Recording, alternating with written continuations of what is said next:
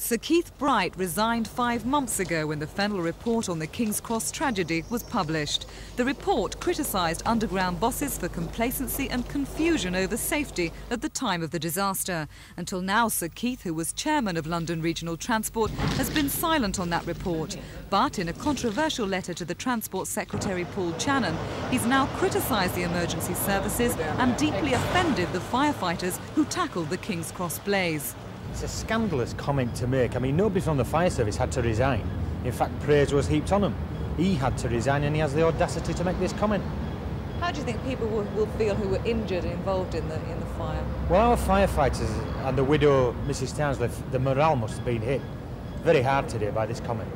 Sir Keith's letter suggests that in attacking underground management, the Fennell report overlooked mistakes by the emergency services. It points to evidence that the fire wasn't immediately tackled by the first transport police and firefighters on the scene. And it questions why the public was allowed to follow officers onto the station. But the letter has been widely dismissed today as insensitive. I think it must be the sourest grapes I've ever heard, frankly. He was a man who I believe was forced to resign from his position because of the responsibility that he held. And to come at this point and criticise the emergency services when Fennell didn't do so, a very, very thorough inquiry that really said this is a management responsibility and they failed and certainly did not point the finger at the emergency services. A very sad criticism, I think, for him to be making at this time.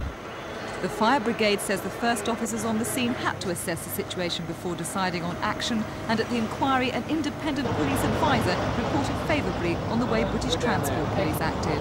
Today, Sir Keith has been unavailable for comment. This is Teresa Driscoll for Thames News.